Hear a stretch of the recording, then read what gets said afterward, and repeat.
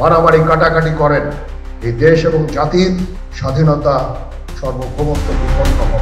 সেদিন সেনা প্রধান জেনারেল ওয়াকারুজ্জামানের বক্তব্যটি সোশ্যাল মিডিয়ায় ব্যাপক আলোচনার ঝড় তুলেছিল। তার বক্তব্যের নিখুঁত বিশ্লেষণের চেষ্টা চলছিল নানা মহল থেকে।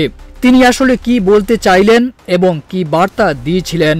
আমাদের সেনাবাহিনীর প্রতি আক্রমণ করেন না। একটা কমন জিনিস আমি দেখতে পাচ্ছি, সেনাবাহিনী এবং সেনা প্রধানের প্রতি বিদ্বেষ কারো কারো।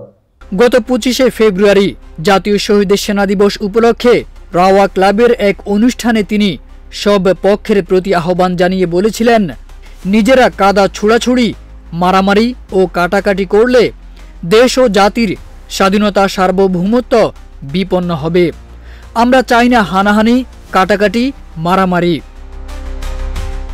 সতর্ক করে তিনি সেদিন বলেছিলেন, আমাদের মধ্যে মতের বিরোধ থাকতে পারে, চিন্তা চেতনার বিরোধ থাকতে পারে, কিন্তু দিন শেষে আমরা সবাই দেশ ও জাতির দিকে খেয়াল করে সবাই যেন এক থাকতে পারি, না হলে আমরা আরো সমস্যার মধ্যে পড়ে যাব।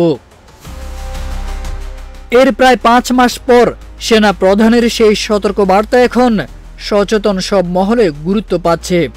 অনেকেই মনে করছেন সেনা প্রধান সেদিন ভুল কিছু বলেননি। সম্প্রতি পুরান ঢাকা মিটফোর্ড হাসপাতালের সামনে এক ব্যক্তিকে নির্মমভাবে হত্যার প্রতিবাদে বাংলাদেশ প্রকৌশল বিশ্ববিদ্যালয়, ঢাকা বিশ্ববিদ্যালয় সহ বিভিন্ন জায়গায় বিক্ষোভ থেকে বিএনপির ভারপ্রাপ্ত চেয়ারম্যান তারেক রহমানকে উদ্দেশ্য করে অশ্লীল স্লোগান দেওয়ার অভিযোগ উঠেছে। অকথ্য অশ্রাব্য ভাষায় আমার নেতা তারেক রহমান সম্পর্কে তারা কথা বলেছে, স্লোগান দিয়েছে। এ প্রসঙ্গে বিএনপি মহাসচিব মির্জা ফখরুল ইসলাম আলমগীর অভিযোগ করে বলেন, সরকার পরিচালনার দায়িত্বে না থাকা সত্ত্বেও একটি রাজনৈতিক দল ও তার প্রধান নেতৃত্বকে দায়ী করে বিক্ষোভ মিছিল এবং অশ্লীল ভাষা প্রয়োগ করা হচ্ছে। এটি রাজনৈতিক সংস্কৃতিকে আবারও সেই ফ্যাসিবাদের যুগে ফিরিয়ে নিয়ে যাচ্ছে কিনা এমন প্রশ্ন উঠতেই পারে। অন্তর্বর্তী সরকারের প্রধান অধ্যাপক ডক্টর মোহাম্মদ ইউনূসও একসময় জুলাই অভ্যুত্থানের সঙ্গে যুক্ত রাজনৈতিক দলগুলোকে দেশের স্বাধীনতা ও সার্বভৌমত্ব রক্ষায় ঐক্যবদ্ধ থাকার পরামর্শ দেন। গত বছরের 4 ডিসেম্বর তিনি এই বিষয়ে দলগুলোর সঙ্গে বৈঠক করেন। দলগুলো ও দেশের অস্তিত্ব রক্ষা এবং অপপ্রচার ও আগ্রাসন ঠেকাতে সরকারের সঙ্গে ঐক্যবদ্ধভাবে কাজ করবে বলেও প্রতিশ্রুতি দেয়। তথ্য ও সম্প্রচার উপদেষ্টা মাহফুজ আলম 13 জুলাই নিজের ভেরিফাইড ফেসবুক আইডিতে এক পোস্টে বলেন, এখনও ঐক্যই দরকার, হটকারীদের জায়গা দিলে বরং দেশের ক্ষতি হবে। বিরোধিতা আর প্রতিদ্বন্দ্বিতা কোনোভাবেই বিদ্বেষ ও শত্রুতায় নিয়ে ঠেকানো যাবে না। বড় শয়তান এখনও আমাদের কাঁধে শ্বাস ফেলছে।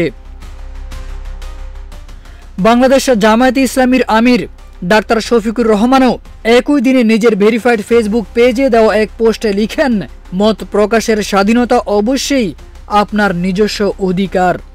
এক্ষেত্রে অন্যের প্রতিবাদ হোক শালীন প্রতিবাদের ভাষায়, সমালোচনা হোক যুক্তি ও তথ্য নির্ভর, কোনো ব্যক্তি বা দলের চরিত্র হনন একেবারেই অনাকাঙ্ক্ষিত ও নিন্দনীয়।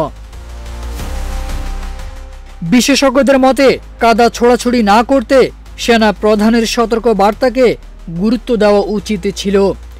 এ ধরনের কাদা ছোড়াছুড়ি, রাজনীতিবিদদের চরিত্র হনন, তাদের বিরুদ্ধে অশ্লীল স্লোগান দেওয়া গণতান্ত্রিক সংস্কৃতির জন্য অত্যন্ত দুঃখজনক বিষয়।